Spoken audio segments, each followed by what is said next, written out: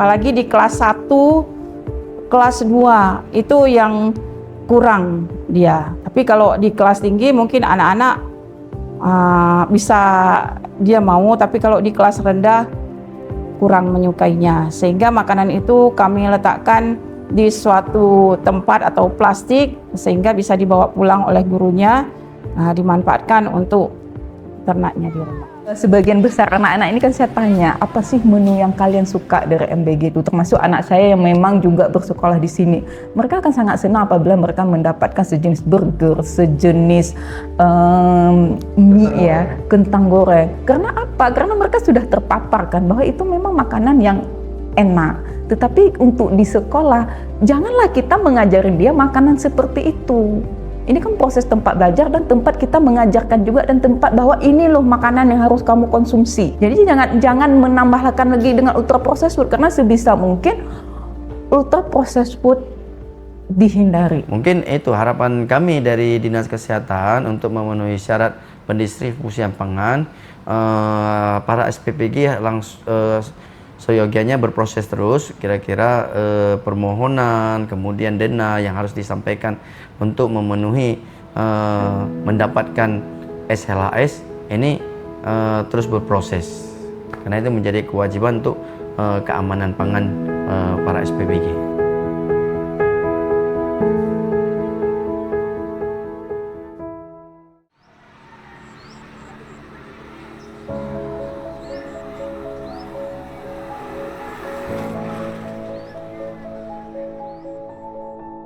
DPD per Sabtu 25 Oktober 2025, program makanan bergizi gratis atau MBG menyasar 65.485 penerima makanan tersebut. Jumlah dapur atau satuan pelayanan pemenuhan gizi yang beroperasi adalah 24 dapur. Satuan Pelayanan Pemenuhan Gizi atau SPPG ini tersebar di 13 kecamatan dan mendistribusikan paket MBG di 15 kecamatan dari total 23 kecamatan DPD. Sementara terdapat 8 SPPG di 6 kecamatan yang telah terdaftar di Badan Gizi Nasional atau BGN tapi belum beroperasi.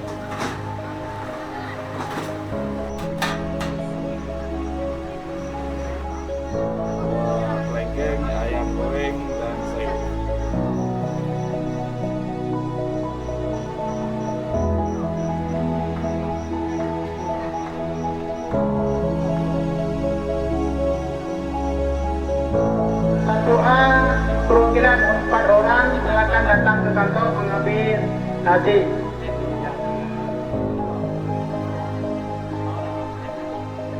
Coba yang untuk A 5 orang, 5 orang perwakilan untuk mengambil nasi. 5 orang.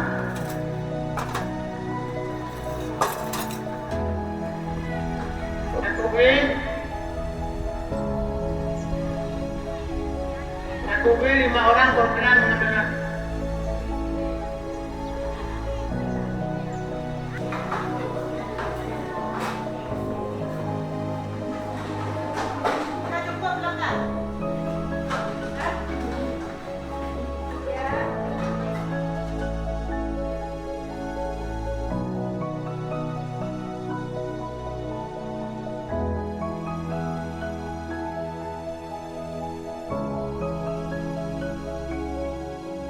Sejumlah makanan ultra processed food seperti burger, dimsum, kentang goreng dan saus kemasan menjadi menu makanan dalam program MBG DPD sehari-hari.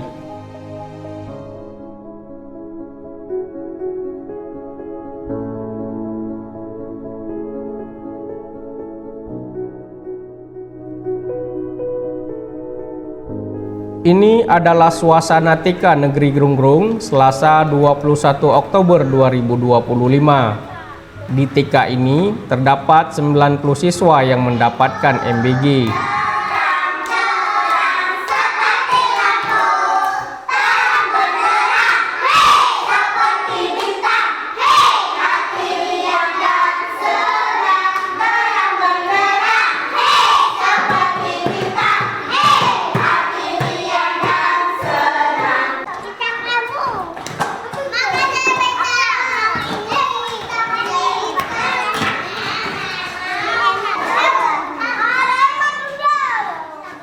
porsinya agak kalau memang untuk anak TK itu terlalu banyak. Karena mereka biasanya disuapi sama orang tua kadang-kadang 1 sampai 2 suap. Sampah pisang jangan buang sembarangan. Jadi nanti kepleset kita ya. Dah, yuk makan yang mau aja. Karena porsinya banyak, jadi mereka bawa mangkok sendiri di rumah. Jadi kami suruh sama orang tua karena porsinya banyak. Jadi bukan target untuk anak TK, itu biasa anak SD, SMP. Tapi karena mereka tidak membedakan untuk porsi itu, ya kami suruh bawa mangkok sama orang tua. Tempat bekal itu kami, kalau memang mereka belum nggak habis makan, kami masukkan ke dalam bekal itu, mereka untuk bawa pulang ke rumah.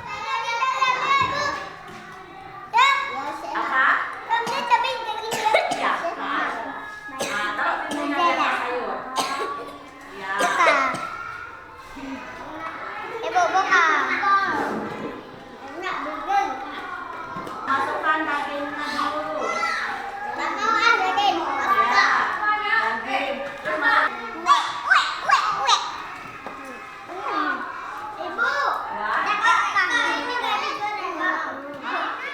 Burger ada kemarin hari, kalau nggak salah hari apa ada kemarin, hari Sabtu, kentang goreng. Porsinya banyak-banyak, cukup untuk kita orang dewasa.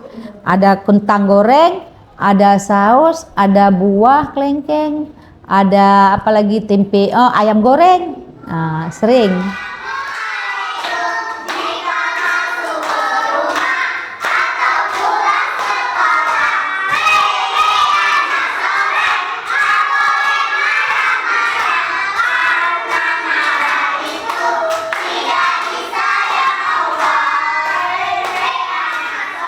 MBG dari sekolah ini berasal dari dapur atau SPPG Yayasan Nafsul Mutmainah Al-Aziziyah yang terletak di Gampung Baru Berleng, Kecamatan Grunggrung.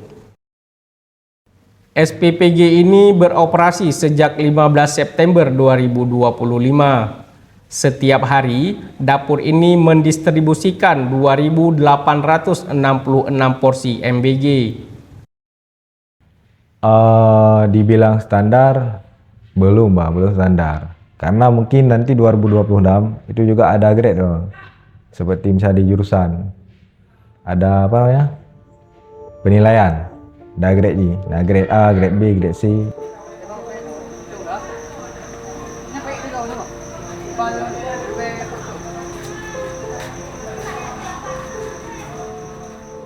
Konteks kemasanan sesuai dengan yang di Juknis bang, kami pakai. Karena arahan di Juknis boleh, dan hampir semua dapur memakai saus sasa nggak salah.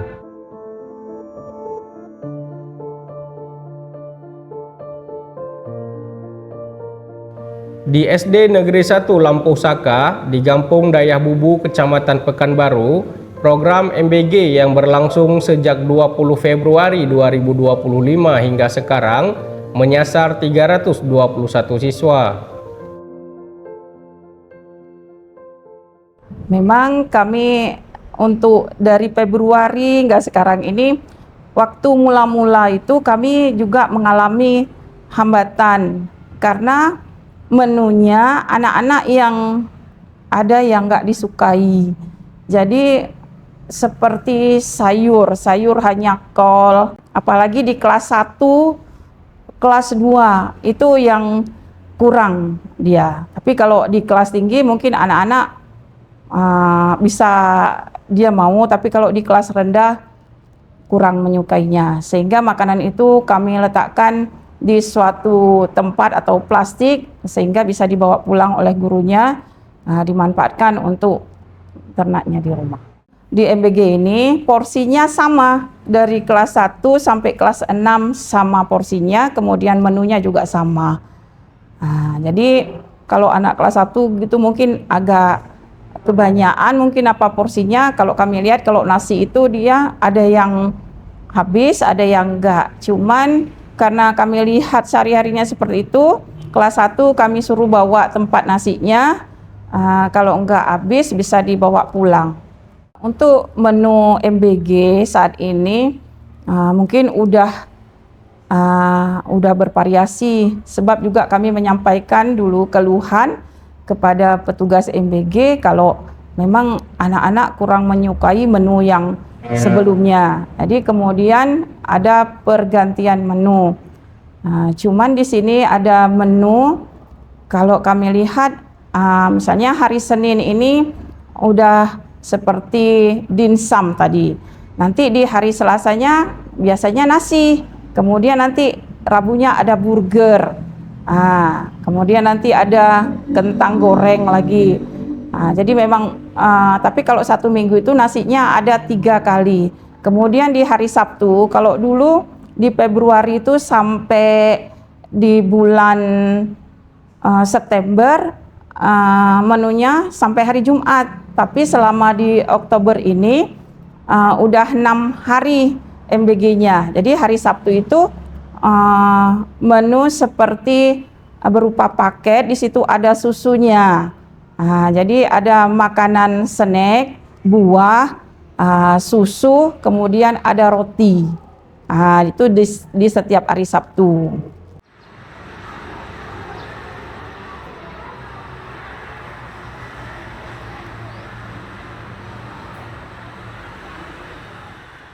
Seharusnya MBG ini kami juga mempunyai saran, jangan hanya makanan yang siap saji, karena kami juga takut nanti yang makanan siap saji itu seperti misalnya dimsum, burger, atau kentang goreng, saus, itu bisa mengakibatkan anak-anak itu terganggu kesehatannya.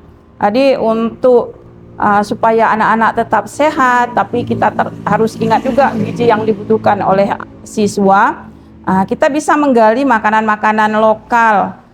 Misalnya kita bisa buat seperti kita di Aceh ini, kita punya makanan tradisional, mungkin bisa diangkat seperti lego gitu kan. Itu kan terbuat dari pisang. Pisang itu kan memang makanan yang asli, banyak gizinya, memenuhi karbohidrat. Jadi bisa diangkat sebagai makanan bergizi di MBG.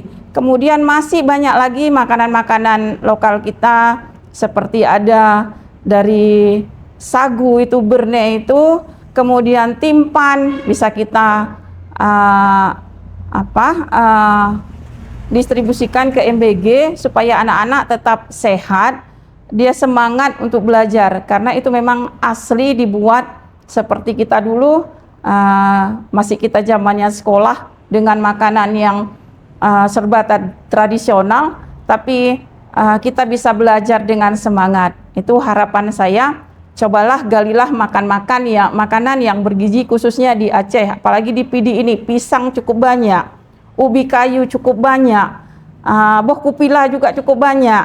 Jadi kelapa itu memang gudangnya kalau di PD ini. Jadi bisa diolah menjadi makanan yang sehat bergizi, supaya anak-anak di sekolah ini tahu dia makanan lokalnya, mencintai makanan lokalnya, sehingga dia pun bisa menghargai makanan yang dihidangkan.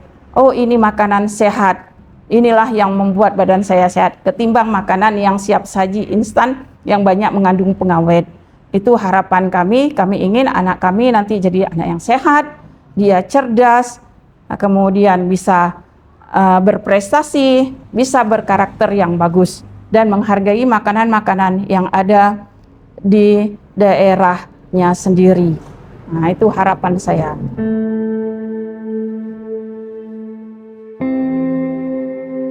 ...321 paket MBG yang diterima siswa SD Negeri 1 Lampu Saka berasal dari dapur atau SPPG Yayasan Nasabi Pangan Bergizi.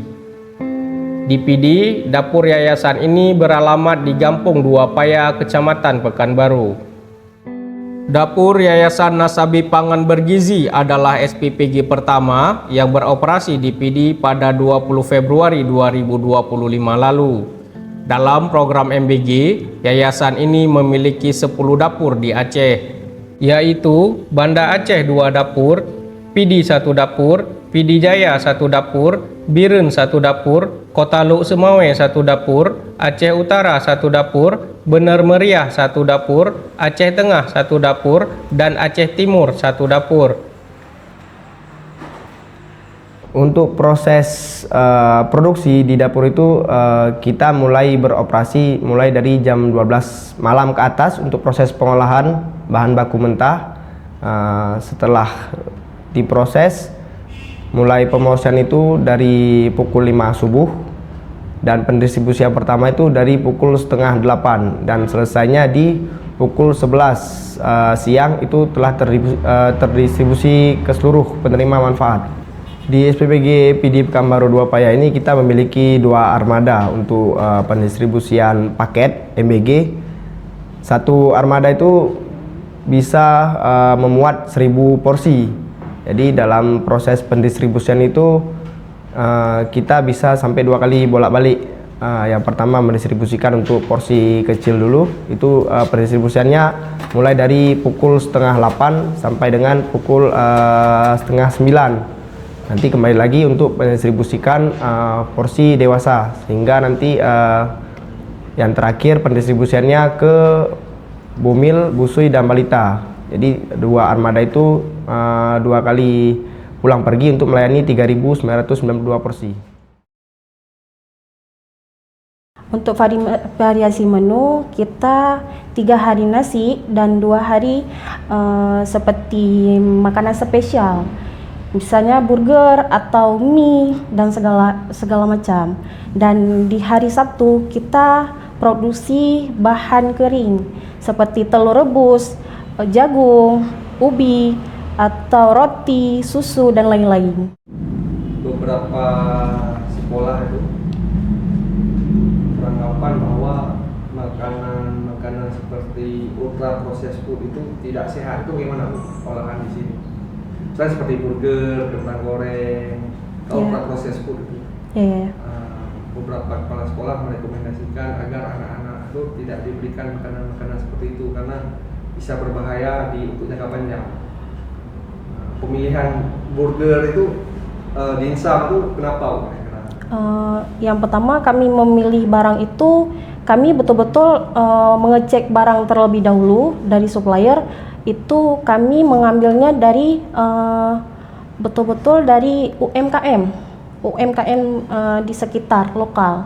Jadi kami mengecek terlebih dahulu keamanannya, baru kami asisi untuk mengambil menu-menu tersebut.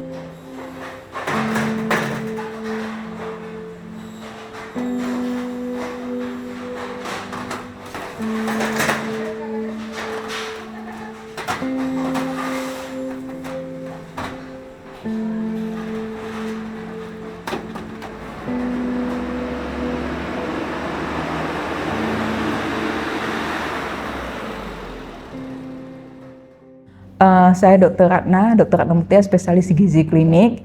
Sekarang saya menjabat sebagai Kepala Instalasi Gizi Rumah Sakit Tengku Siditiro dan juga dokter spesialis gizi klinik yang memberikan pelayanan di Rumah Sakit Tengku Siditiro dan Rumah Sakit Mufid. MBG ini kan intinya kita juga bukan hanya memberikan kepada anak ya, tetapi bagaimana cara kita juga mengajarkan anak itu makan, ya kan? Bagaimana cara mengajarkan anak makan, dia mengenal apa saja yang dia harus konsumsi, ya, dan nutrisi apa saja yang memang terkandung di dalamnya yang memang bisa memenuhi kebutuhan dia, ya. Kalau kita berikan ultra processed food, berarti kan kita mengajarkan ya. Sekolah itu intinya kan seperti tempat belajar. Itu sama ya, seperti kita mengajarkan ini loh makananmu gitu.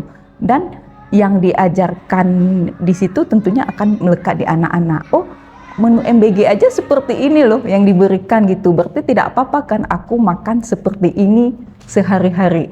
Makanya sebaiknya segala jenis ultra processed food itu sebisa mungkin tidak ada dalam menu olahan. Kalaulah memang yang diberikan itu adalah porsi makan lengkap yang memang dengan gizi seimbang, maka itulah pilihannya. Jadi pihak yang memberikan pelayanan itu mereka sebisa mungkin menyesuaikan menu gizi seimbangnya itu ya memang dengan olahan mereka sendiri, bukan dengan ultra processed food. sebagian besar anak-anak ini kan saya tanya, apa sih menu yang kalian suka dari MBG itu? Termasuk anak saya yang memang juga bersekolah di sini. Mereka akan sangat senang apabila mereka mendapatkan sejenis burger, sejenis mie ya, kentang goreng. Karena apa? Karena mereka sudah terpaparkan bahwa itu memang makanan yang enak. Tetapi untuk di sekolah, janganlah kita mengajarin dia makanan seperti itu. Ini kan proses tempat belajar dan tempat kita mengajarkan juga, dan tempat bahwa ini loh makanan yang harus kamu konsumsi. Jadi jangan menambahkan lagi dengan ultra processed food, karena sebisa mungkin ultra processed food dihindari. Karena itu apabila dikonsumsi jangka panjang, terutama oleh anak-anak, jangka panjang dia dewasa nanti akan rentan untuk terjadi penyakit metabolik. Pertama obesitas. Ya, itu yang pertama. Obesitas ini nantinya akan apa efeknya? Diabetes mellitus, hipertensi, penyakit jantung, stroke, ginjal. Ya, itu. Orang yang kenapa sekarang peningkatan obesitas begitu banyak terutama pada anak-anak, ya? Karena proses asupan makannya itu ya sebagian besarnya itu merupakan ultra processed food. Kandungan lemaknya tinggi, kandungan karbohidratnya tinggi, gula tinggi, tetapi dia nutrisinya itu rendah. Yakin tidak yang dia isi di burgernya itu adalah dagingnya itu tok daging yang memang tanpa tambahan apapun, begitu.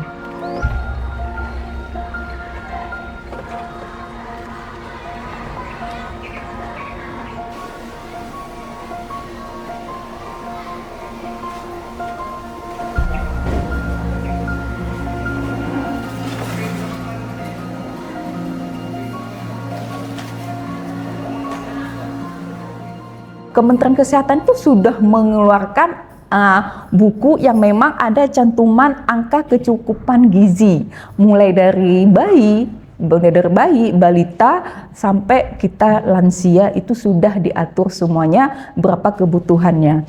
Harusnya pihak penyedia layanan ini mereka bisa memilah berdasarkan angka kecukupan gizi tersebut. Tentunya akan sangat berbeda jauh kebutuhan anak TK dengan anak SMA. SMA dapat kan?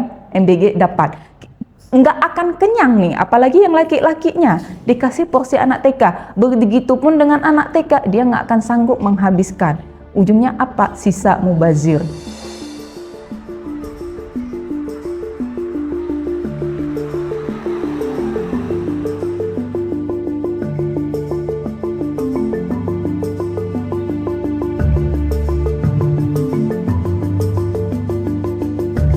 Dinas Kesehatan Kabupaten Pidi mencatat tak ada satupun SPPG di Pidi yang mengantongi sertifikat Like Hygiene Sanitasi atau SLHS. Per Jumat 24 Oktober 2025, dari 24 SPPG yang telah beroperasi di Pidi, baru 4 yayasan yang telah mengajukan surat permohonan inspeksi kesehatan lingkungan dan permohonan sertifikat SLHS ke Dinas Kesehatan Pidi, yaitu Yayasan Baru Jaya Mutiara, Yayasan Saudagar Rakyat Aceh Kadin Kabupaten Pidi, Yayasan Cahaya Semesta Bersama, dan Yayasan Jasa Harapan Maju. Untuk standar dari SPPG itu mereka harus memenuhi beberapa kriteria yang memang sudah digariskan, yang sudah ada pedomannya. Nah, pedoman ini sesuai dengan pedoman Permenkes nomor 14 tahun 2021 tentang syarat dan ketentuan penyelenggaraan kegiatan yang berbasis resiko, khususnya kesehatan. Nah, itu kita yang pertama untuk SPPG yang sudah beroperasional, nanti kita akan mengecek sebelum kita terbitkan sertifikat layak higien dan sanitasi. Yang pertama itu adalah surat permohonan dari SPPG-nya itu sendiri. Yang kedua adalah denah lokasi SPPG. Yang ketiga itu adalah adanya sertifikat pelatihan dari penjamahnya. Jadi penjamah makanan di SPPG apakah sudah dilatih atau tidak. Nah, itu kemudian hasil inspeksi sanitasi di lapangan itu harus kita lakukan. Kemudian yang terakhir itu adalah hasil pemeriksaan pangan yang akan didistribusi. Nah, apabila memenuhi kriteria-kriteria kesehatan, itu nanti akan kita terbitkan sertifikat layak higien dan sanitasi. Mungkin itu harapan kami dari Dinas Kesehatan untuk memenuhi syarat pendistribusian pangan. Para SPPG langsung seyogianya berproses terus, kira-kira permohonan, kemudian dana yang harus disampaikan untuk memenuhi mendapatkan SLHS ini terus berproses.